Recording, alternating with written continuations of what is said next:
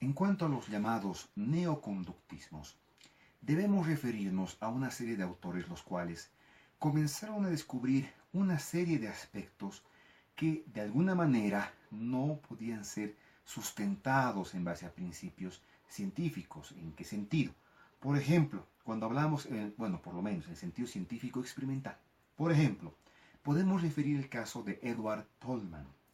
Tolman fue un autor el cual es considerado como uno de los antecesores, fundadores o antecesores simplemente de la llamada psicología cognitiva, puesto que durante su trabajo con los sujetos animales en los laberintos, entendidos estos como cajas de problemas, ya mencionados cuando hablábamos de Skinner, aunque en el caso de las cajas de Skinner se hablaba de mecanismos con botones, aquí hablamos de laberintos, Tolman se dio cuenta de que los animalitos, los ratones en este caso, sujetos de estudio, de alguna manera, a través de la interacción constante con su entorno, intercambio con el ambiente, adquirían un carácter de índole propositivo, que quiere decir que cuando queremos entender una conducta, debemos entenderla desde una perspectiva propositiva, de intencionalidad, de motivación.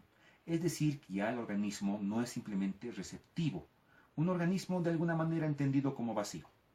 ¿Por qué? Porque cuando él trabajaba con los sujetos roedores, estos sujetos roedores no respondían solo al estímulo y a la respuesta y a los reforzadores, sino que el animal se formaba una especie de mapa cognitivo, dentro de su abordaje del laberinto. Es decir, que aunque el laberinto fuera girado, manipulado de alguna manera, el animal ya había interactuado con el mismo y había, ¿no es cierto?, establecido una serie de metas. Y en el caso de un animalito, porque recorre el laberinto por hambre. El animal buscaba el alimento. Entonces había propósitos, planes y un mapa cognitivo. De esta forma, él sugiere la idea de que existen aspectos mentalistas que determinan la conducta, elemento que se mencionará luego dentro del abordaje cognitivo. Es así pues entonces que, ¿no es cierto?, explica el elemento esencial que explica el aprendizaje de los individuos será el mapa mental o mapa cognitivo planteado por la figura, en este caso, de Edward Tolman. Cuando hablamos de Clark Hull, hablamos del neoconductismo de Clark Hull, en este caso, él refiere que cuando el individuo actúa, difiere en este caso, no lo hace en función a mapas cognitivos y el aspecto explicativo fundamental del aprendizaje no van a ser estas llamadas variables intermedias, como las denomina la figura de Tolman. Variables intermedias, mapas cognitivos entre el estímulo y la respuesta que se dan dentro del individuo. Él refiere más bien que son aspectos de tipo representacionales. Él refiere más bien que son aspectos de la frecuencia, el número, ¿no es cierto?, la intensidad en realidad, ¿no es cierto?, que el individuo establece entre un estímulo y una sucesión de respuestas. Es más, este señor en particular refiere en definitiva lo que entenderíamos como el uso de una epistemología mucho más dura, mucho más seria, para evitar las incoherencias dentro de los planteamientos que refieren, ¿no es cierto?, al mismo. Que refiere, mejor dicho, a los anteriores planteamientos. De alguna forma, este autor toma los elementos de los autores anteriormente mencionados.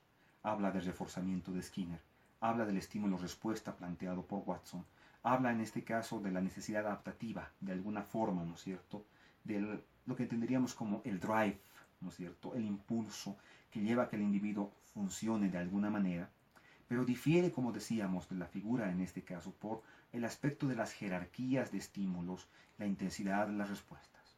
Un elemento clave de su planteamiento es el hábito y el impulso. Cuando entendemos, ¿no es cierto?, el hábito asociado, ¿no es cierto?, a la intensidad de la respuesta del individuo, el drive, ¿no es cierto?, el impulso y la necesidad última de adaptarse al entorno. Es que vean, el enfoque, ¿no es cierto?, de este señor Clark Hull es un enfoque más que nada funcionalista, es decir, de tipo mecanicista, donde el objetivo fundamental no está dado por aspectos enteramente mentalistas, sino él se aboca más por el aspecto de jerarquías y sucesiones de estímulos y respuestas. Muy watsoniano de alguna manera, pero bajo planteamiento donde también va a introducir algo que es muy de Tolman, la intencionalidad y el propósito. A su vez, también debemos referir los abordajes neoconductistas del llamado aprendizaje vicario.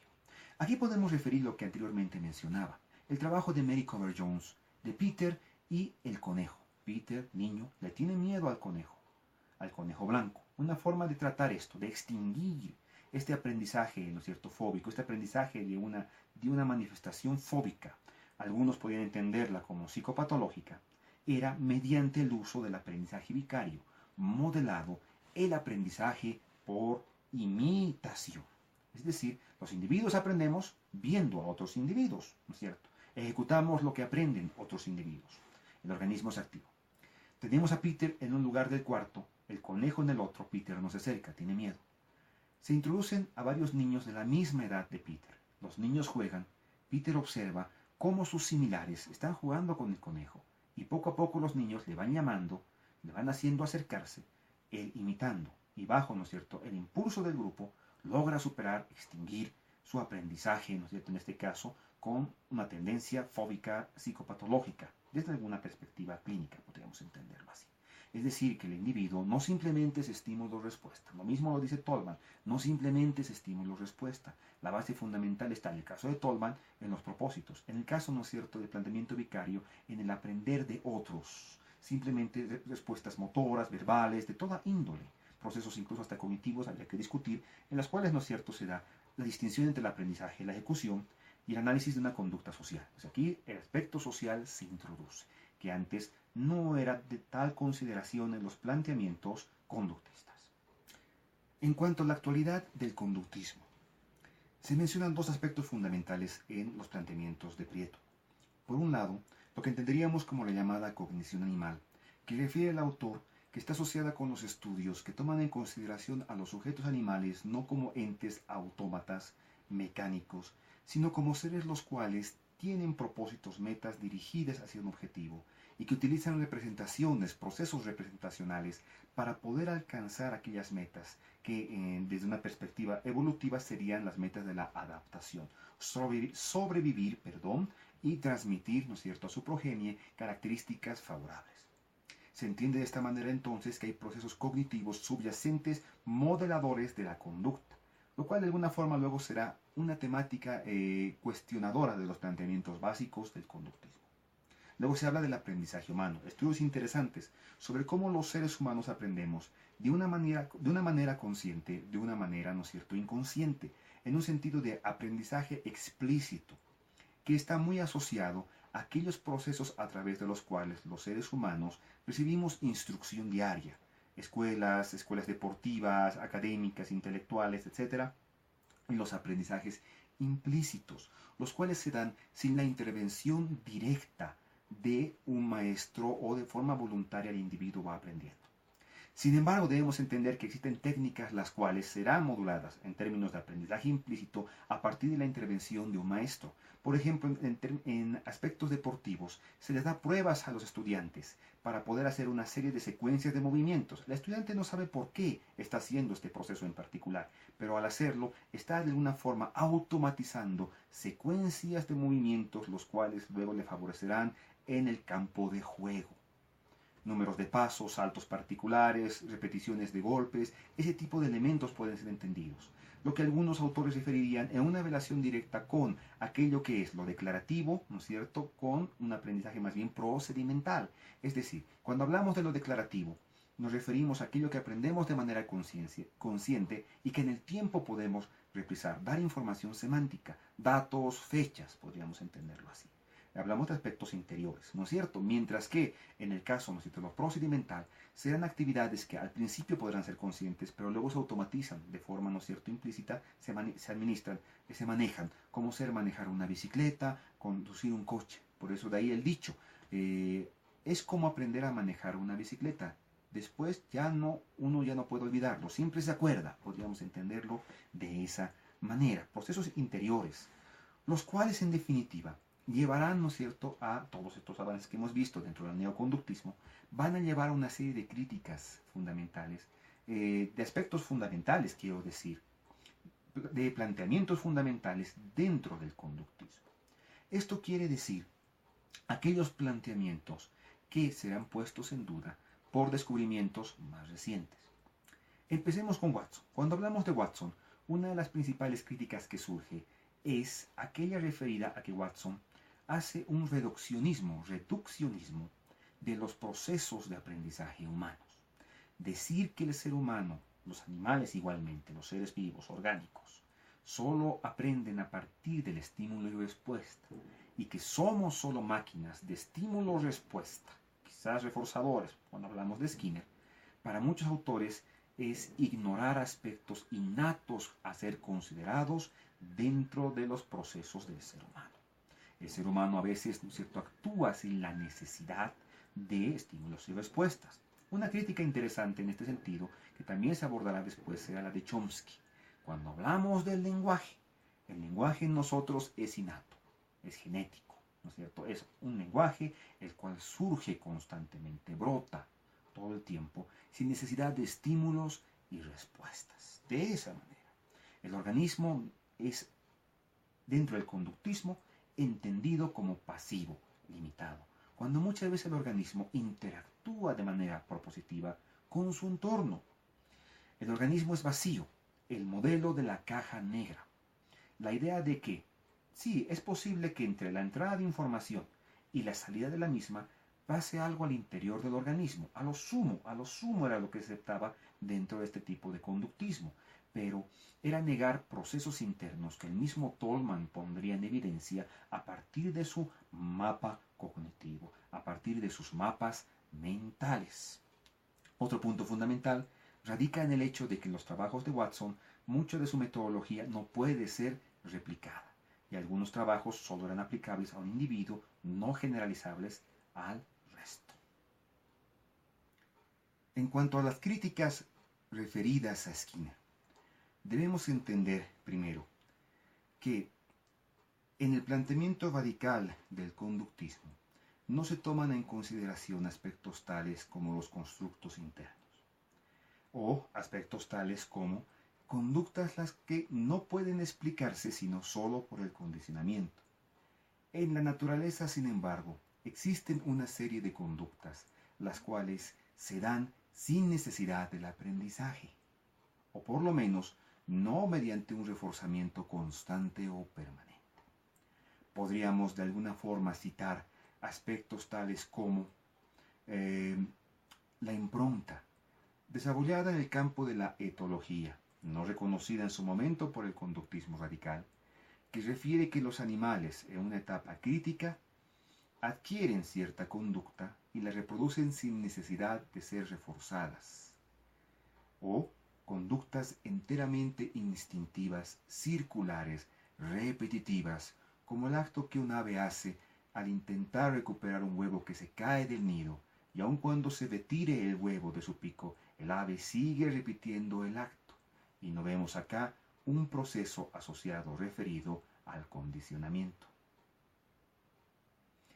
De igual manera, ¿no es cierto?, debemos hablar que hay ciertas inconsistencias internas dentro de lo que entendemos nosotros como el área del conductismo, planteamientos mismos surgidos de la pugna entre el neoconductismo y el conductismo radical. Por ejemplo, refería hace un momento, o por lo menos sí, hace un momento, la discusión que surge a partir del trabajo de la figura de Noam Chomsky, lingüista, quien refiere que el lenguaje no necesita de reforzadores. Chomsky afirma esto contradiciendo o refutando las afirmaciones skinnerianas de que incluso el lenguaje habrá de ser reforzado por la aprobación, desaprobación, aversiva, ¿no es cierto?, agradable, ¿no es cierto?, que acerca al individuo, de los padres me refiero, es decir, al niño se lo elogia, al niño se lo castiga. Sin embargo, Chomsky refiere, ¿cierto?, y toca en consideración aspectos los cuales no son abordados por la figura de Skinner y sus planteamientos, su planteamiento y el de sus seguidores, en el sentido de aspectos filogenéticos, entendidos estos como desde que surge una especie hasta que se extingue, la evolución de transmisión genética, y aspectos ontogenéticos, desde el momento en el cual se concibe un organismo hasta el momento en el cual cesa sus funciones, es decir, muere. Tampoco se toman en consideración estos aspectos fundamentales, es decir, que se cierra de alguna manera a otras áreas de investigación los planteamientos skinnerianos, por un lado. Por otro, también se debe hablar de que el planteamiento del conductismo radical se niega a aceptar aspectos hipotéticos que forman parte dentro de las teorías, que requieren de una comprobación. Recordemos cuando hablamos del conocimiento científico, se forman teorías y las mismas contienen hipótesis, las cuales no necesariamente habrán de ser directamente observables. Directamente observable, algo me refiero a esto como un requisito esencial en los planteamientos de Skinner. ¿Entienden ustedes? En el sentido de que el trabajo consiste, una vez que hemos formado una hipótesis, demostrar la misma. Mientras que en el planteamiento conductista todo es verificable y demostrable de manera cuantificable a partir de lo observable de forma directa, de lo objetivo en este sentido. Tampoco se acepta aspectos tales como la conducta diferida, es decir, que no se acepta que un organismo pueda aprender observando, imitando a otros organismos. Debemos reconocer que no todas las conductas son aprendidas, como ya dije hace un momento, en el sentido de que muchas veces las conductas, ¿no es cierto?, no son aprendidas en un sentido, me refiero, de condicionamiento, de estímulo, respuesta y reforzador, sino que pueden ser adquiridas a partir de una imitación y valoración, constructos internos mentales, de las consecuencias de determinadas, ¿no es cierto?, conductas. Entonces hablamos de conductas instintivas, de aspectos diferidos, de conductas, ¿no es cierto?, y de imitación hacia lo que entendemos. Es decir, que el conductismo, ¿no es cierto?, plantea un organismo vacío cuando el organismo en sí mismo es propositivo, presenta metas, presenta objetivos en la vida.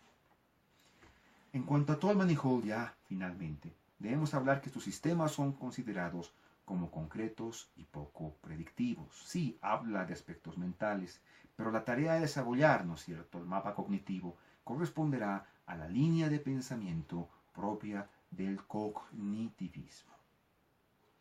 Actualmente, el conductismo continúa siendo utilizado. En el apartado terapéutico es muy utilizado para lidiar con aspectos asociados con el abuso de sustancias. Sin embargo, aún, y de acuerdo a las palabras de Prieto, se le sigue cuestionando su tendencia a convertirse de alguna forma cercana, una tendencia cercana a la psicoanálisis, a convertirse en una isla conceptual, limitando su capacidad explicativa y cerrándose a otros aspectos fundamentales. Es decir, se aferra a ciertos elementos, planteándose a sí mismo limitaciones teóricas explicativas. Pero la línea de pensamiento conductista, que ha durado durante unos buenos casi 50 años, continúa haciendo presencia dentro de la práctica psicológica.